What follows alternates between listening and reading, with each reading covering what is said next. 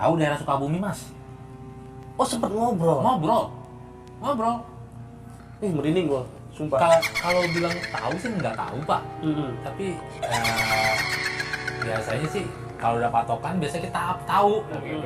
Perbincangannya cukup akrab berarti ya, Bang? Akrab. Ya, Akrab, kayak kita ngobrol biasa aja begitu. Pengalaman juga. Di saat itu juga gua gue netepin diri gue nggak bakal kerja lagi di jasa ambulan ini. Enggak apa-apa. Berarti pengalamannya dari pengalaman untuk yang pertama dan terakhir. Enggak, gue udah nggak lagi.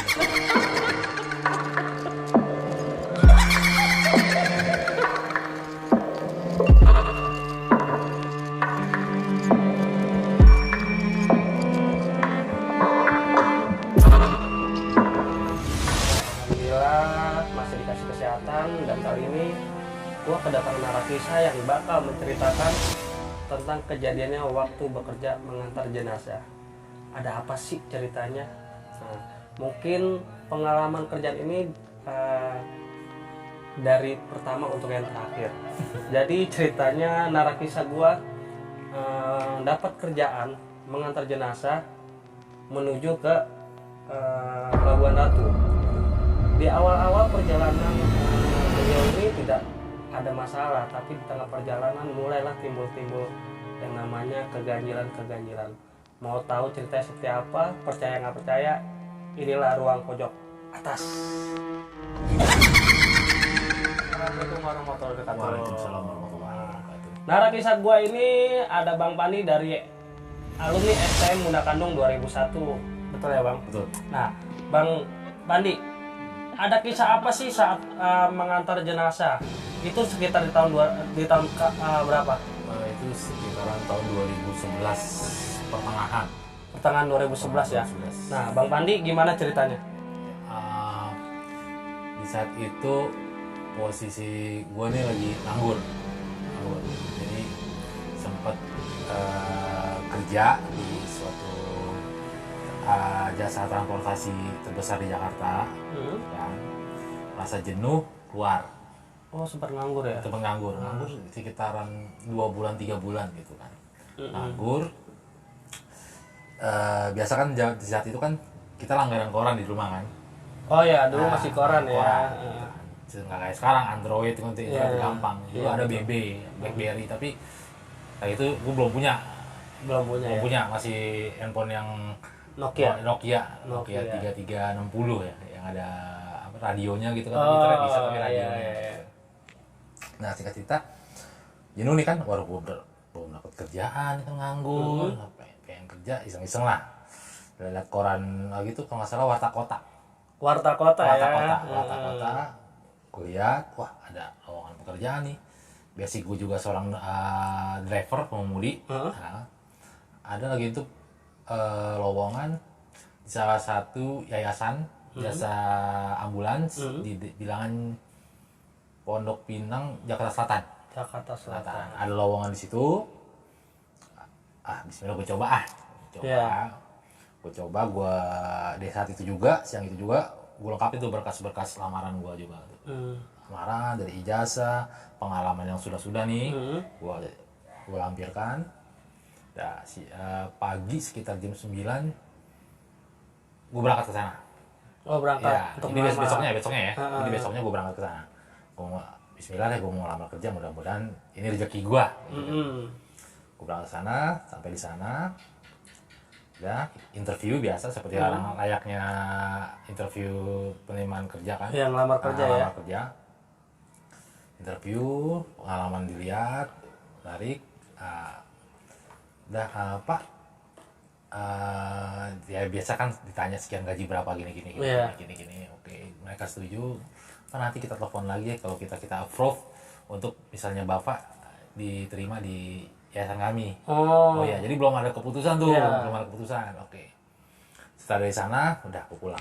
Gue pulang itu sampai rumah jam Johor kalau nggak salah. Johor ya. Johor. Ya, habis sholat, telepon berbunyi nih. Dia dulu kan masih ada telepon kan, ya bukan Android kayak model WhatsApp atau apa gitu kan, nggak ada. Telepon berbunyi, wah ini kayaknya dari HRD nih. Ya. Ya benar Pak, Bapak ya kita nerima Bapak untuk bekerja bergabung di yayasan kami. Oh, langsung diterima. Langsung diterima saat itu juga. Oh, rezeki ya berarti. Rezeki ya, alhamdulillah kan. Oh iya, jadi kapan saya bisa training, kata di mereka Bapak bisa training nanti kira-kira training kalau nggak salah berapa, 2 minggu apa sebulan gitu, saya lupa gitu. Di mereka ngomongin ya, mereka yang bicarakan. Oh ya, bilang gitu. Oke, nanti besok Bapak bisa datang lagi ke sini untuk apa tuh? Saya mulai training, mulai aktif lah. Oh di iya. besok harinya, lusanya. Oke, udah gitu, udah. Selang kepikiran gue besok ini kan di telepon, kira-kira abis maghrib ada telepon lagi nih dari mereka nih. Pak Pandi, ya bisa datang ke kantor nggak sekarang? Wah, ada apa ya? Bapak langsung kerja aja deh, gitu kan. Tanpa training. Saya kan maksudnya kan biasa kalau bekerja kan training dulu, Iya, saya nggak tahu. betul. Namanya bawa ambulan, cara ngangkat gimana, ini gimana, apa yang harus saya lakukan, itu Betul. bingung. Enggak, nanti ada yang membimbing, bilang gitu kan. Oke. Nanti di telepon habis maghrib, nanti Bapak datang kira-kira jam 8 ya, 8 jam 9 gitu kan. Malam tuh, Bang. Malamnya itu juga. Malam itu juga. Oh ya siap, udah kan. Udah. Sempet ngomong nih, karena pun gue melamar nih biasa kan ada persetujuan sama orang tua. Iya. Gue nggak ngomong. Jadi gue ngomong, gue mau ngelamar kerja di yayasan 6 bulan. Nyokap sempet cerita, emang lu berani katanya. Gue orangnya penakut. Sebelum melamar nih. Sebelum lamar, gue bilang, gue bilang kan biasa aja, gue bilang kan namanya anak laki jaga gengsi kan. Iya. Jaga gengsi. Ya udah, cerita, gue tanpa nyokap nih. Nyokap nggak tahu nih kalau gue ke kantor itu. Nyokap udah wanti-wanti. Kayaknya jangan diambil deh, gue bilang gitu kan. Oh iya, apa lah, gue bilang gitu kan. Ya gue nggak nyokap nih, apa gue terima apa enggak, gue celonong aja, celonong boy aja nih ke sana. Udah, datang ke sana jadi itu suruh datang jam 8, antara jam 8 jam 9, gue jam setengah 8 udah sampai sana. Karena anak baru, tepat waktu ya. Jaga image. Iya, benar. Udah ke sana, ya mereka cerita, Pak, kenapa alasan kami manggil Bapak malam ini juga untuk bekerja, karena driver kami berapa orang ini ada yang berhalangan nggak bisa masuk. Jadi satu, tapi dia kan juga habis selesai tugas juga nih paginya, nggak mungkin dia harus jalan lagi. Kalau resiko dia emang tugas dia, tapi mereka tuh memikirkan apa tuh tenaga dia, kesian gitu, harus diporsir lembur, apalagi keluar kota. Kota. Ya udah kita ngomong sama seniornya lagi itu kan, emang tugas lagi ini tadi. Nah, Pak siapa, Pak Sugeng apa Pak Sucipto apa ya namanya gitu, saya lupa tahun 2011 lama. Pak, nanti saya dapat tugas nih mau ngantar jenazah ke Pelabuhan Ratu. Oh iya, sama saya, dibilang gitu. Oh, jadi yang ngantar berdua ya? Berdua sama Pak Sugeng kalau nggak salah. Berdua. Oh iya, nama saya ya, Mas, saya minta tolong ya, saya kan ini capek banget nih katanya nih. Mas sudah biasa ke daerah sana nggak? Oh sudah Pak, bilang kan. Walaupun jarang-jarang ke sana ya, tapi sering lah, pernah gitu. 1-2 kali. Iya mengapa? Tahu kan daerah Pelabuhan Ratu. Infonya nih ada alamatnya, saya lihat dari deket-deket pelelangan ikan, dibilang gitu. Patokannya pelelangan ikan. Oh iya Pak, bilang gitu kan.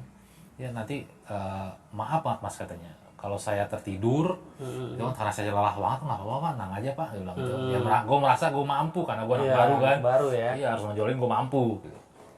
Udah, singkat cerita, ini jenazah udah ada. Sekitar jam 10 atau setengah 11 dah, gue mulai start tuh jalan nih dari yayasan itu nih. Mayat ada, gue tanya kan, ini dari keluarga korban nggak ada yang ikut nemenin. Kalau yang begini udah biasa katanya, bilang gitu. Udah biasa, gue bilang lah, kita nyari alamatnya kita nggak tahu. Kalau enaknya kan kalau misalnya kita nggak tahu, ada yang nunjukin arah, belok kanan atau kiri atau lurus. Betul. Ada biasa. Nah, biasa itu lagi itu sempet dimodalin kayak alat dulu kan GPS kan kayak monitor gitu ya. Iya betul. Nah, kayak monitor gitu GPS nih yang kayak dicas di ini tuh. Nah, di modal itu tuh. Itu dipakai ini aja ntar katanya. Aman kok. Oh ya udah. Udah. Itu sengaja gue gak nyalain tuh karena kan pikiran gue ntar kalau sampai di daerah setelah Ciawi atau setelah pabrik Aqua baru gue nyalain gitu kan. Nah udah kita jalan tuh dari sana jam 10:30 terus ya, kecepatan normal sih normal gue jalan gitu kan. Nggak ada kejadian apa ya? Nggak ada. Normal aja nggak ada. Jadi dari sana jenazah udah gue masukin kan berdua nih sama orang sana juga yang ngebantu. Dikasih alamat, dikasih uang spare-nya buat tol gitu. Oh, kasih udah pikiran gue tiga patokan udah ada kan pasar ikan pelelangan ikan pasar pelelangan ikan gitu udah gampang lah gitu. Nah, kita nih senior mas yang bawa ya nanti pulangnya saya yang bawa gantian kata si senior. Oh siap gue bilang siap gue harus nunjukin gue mampu kan.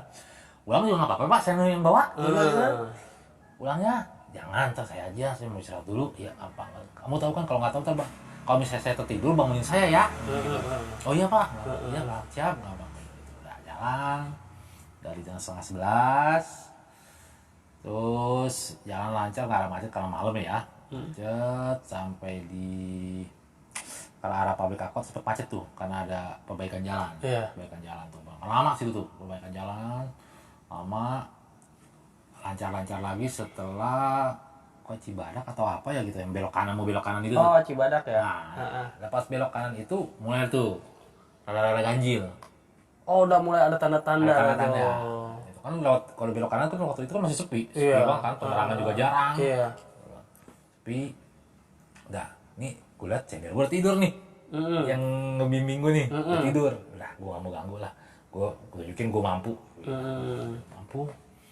nah karena jalan sepi tapi agak rusak agak bergoyang bikin mata ngantuk nih Rek nih bikin mata ngantuk aku kurang kecepatan lah mulai buat santai aja lah kalau ini nggak buru-buru kan kita nggak buru-buru nah yang gue nggak inget ya kalau gitu waktu itu gue pakai sirine namanya boleh pakai sirine itu sirine mati gue nggak sadar. Tapi di dalam perjalanan waktu di Jakarta masih nyala? Nyala. Keluar sampai mana tuh? Pasar Ciau yang mau arah ke Sukabumi juga masih nyala. Masih nyala. Di Lido masih nyala juga ya? Di Lido masih nyala. Di Lido masih nyala. Pas mau pasir itu gue nggak sadar tuh koin mati aja. Gue juga nggak sadar ya maksudnya. Biasa kan kita kalau ngeliat kan ada walaupun ambulan nggak berbunyi tapi masih ada cahaya merah gini. Nah, gitu kan. Nah, gue nggak sadar tuh kalau itu mati. Udah ngantuk sempet sih namanya sana ruang jalannya itu sepi kan sepi banget sepi ya kayak ada perempuan gitu di tengah jalan ada ya ada di pinggir jalan terus kucing lewat cuma lebih kaget kalau kita ngantuk kan ada refleks gitu kan kenapa ban bangun nih nggak pak ada kucing ya hati-hati aja pelan-pelan santai aja jangan terburu-buru gitu oh ya pak buru sempat juga ya bayangin aja ada perempuan berpayung di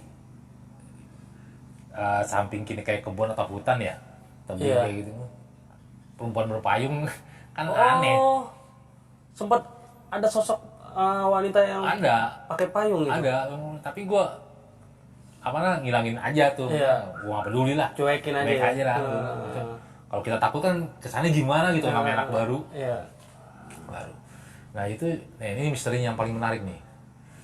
Waktu keadaan ngantuk berat kan jatuhnya jam 1:30 karena jalan rusak, 1:30 jam 1 gitu. 1:30. Ini ada ngajak ngomong gue nih di belakang. Dari belakang. Tapi abang sadar nggak? Enggak, gue nggak sadar. Tapi maksudnya dalam kata-kata gue nggak sadar itu, gue nggak sadar kalau gue lagi bawa ambulan. Udah gue waktu di mobil pas sirine itu mati, pikiran gue bawa mobil kayak mobil pribadi aja, mobil yang biasa gue bawa kan. Gitu. Begitu kalau nggak salah PP apa Grand Max itu yang gue bawa ambulan jadi sambulan itu. Tuh ditanya, tahu daerah Sukabumi mas? Oh sempet ngobrol. Ngobrol. Merinding gua, sumpah. Kalau bilang tahu sih nggak tahu pak. Tapi biasanya sih kalau udah patokan biasanya kita tahu gitu kan. Oh iya. Terus dia mereka nanya, rumah di mana?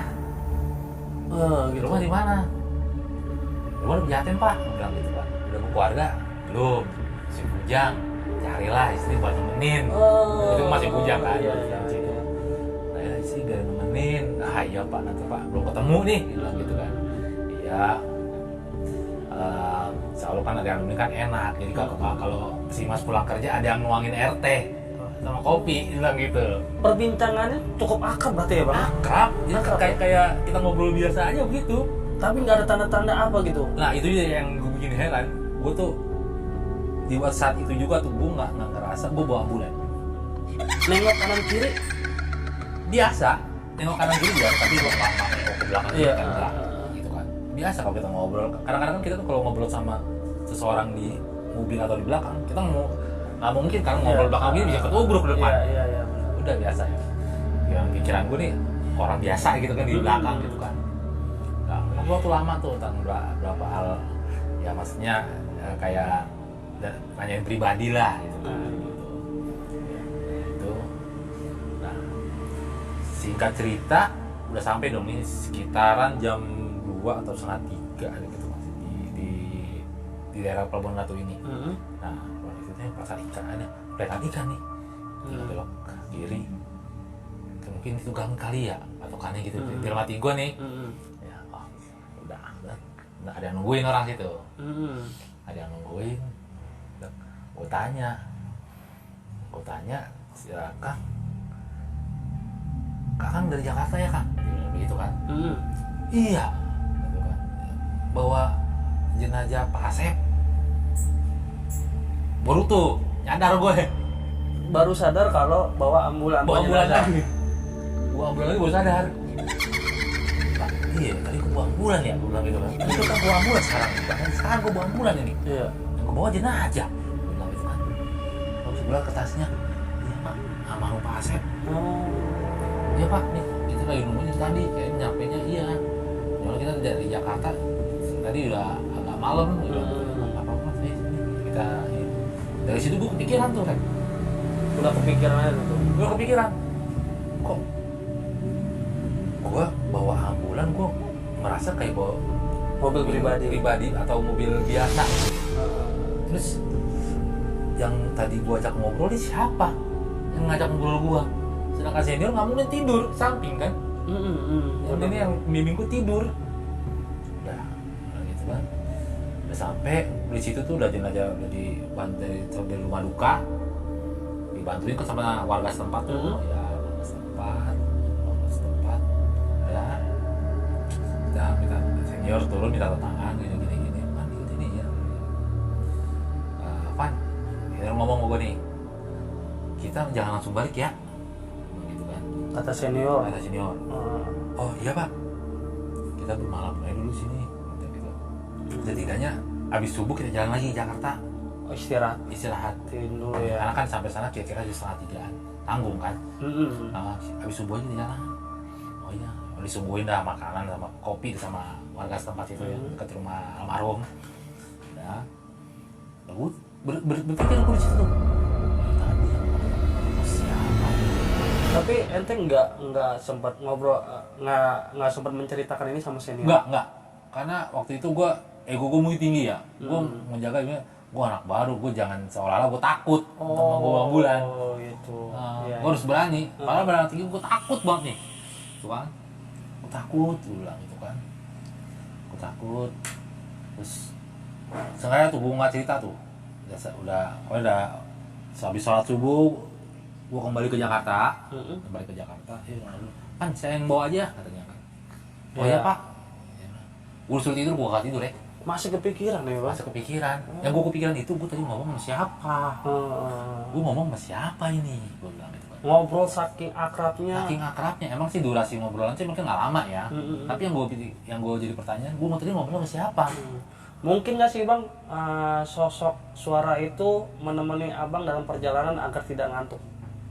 Mungkin nggak? Wallahu alam ya. Karena kan posisi abang sendiri kan udah ya gitu ngantuk berat. Ngantuk berat. Jadi emang pas kita ngobrol itu rasa ngantuk gue emang rada-rada sirna tuh. Jadi buat terang lagi tuh mata. Karena ada yang nemenin ya. Ada nemenin. Biasanya ada hiburan lah. Gitu, ada teman ngobrol di samping kita tidur. Iya, benar.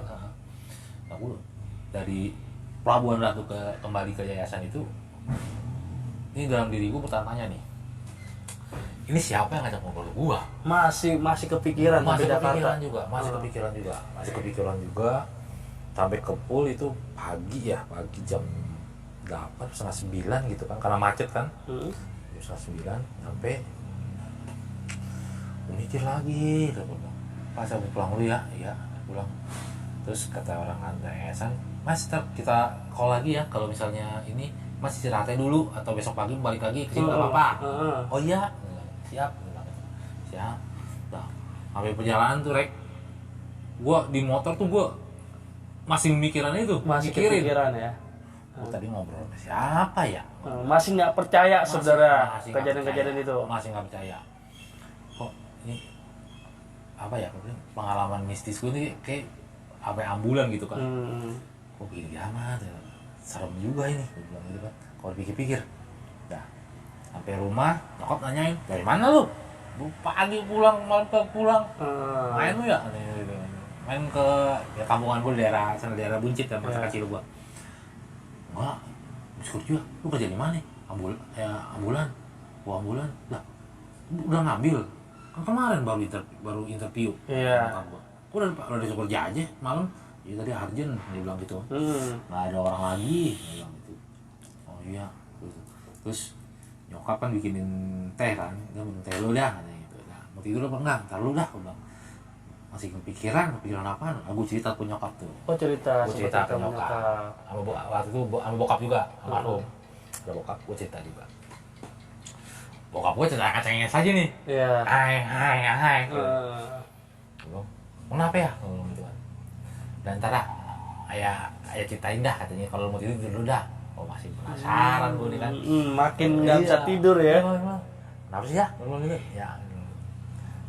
Terus gue baru keingetan nih, buka pas abis sholat Johor, gue sempet tidur sebentar, gue bangun sholat. Nah, bokap gue cerita, lu inget nggak waktu lebaran kemarin, katanya kan, Cingawi lu kesini. Cingawi gue nih sepupunya bokap gue, sepupu bokap gue datang lebaran kesini ke rumah. Anaknya tuh si siapa lu lupa namanya, anak siapa ya?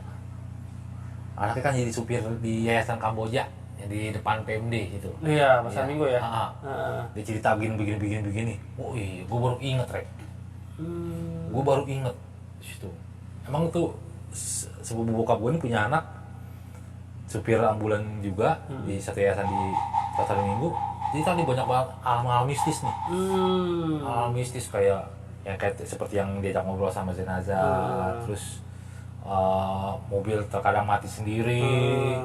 Terus ada orang nangis, gitu kan, macam-macam lah kan. Kayak cerita-cerita di TV berarti ya? Iya, gue ingetnya lagi itu yang sinetron yang misteri yang di Antv itu yang Ogot Tomtom, iya, Imung Tomtom tuh, ya, yang berseri hampir 2 seri begitu. Iya, gue ingetnya situ tuh. Berarti bukan fiktif ya? Berarti itu benar-benar emang terjadi ya? Nyata ya?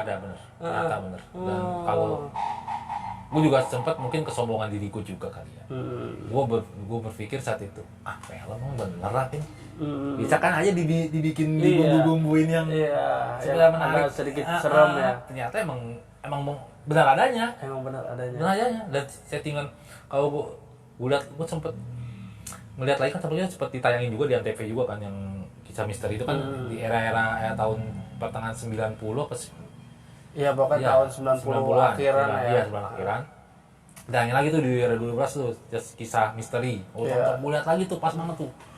Settingannya, jalannya yang kayak sepi jalan. Itu bener ya? Itu bener ya? Bener, apalagi jalurnya waktu tujuan gue di Sukabumi. Iya. Ya Pelabuhan Ratu.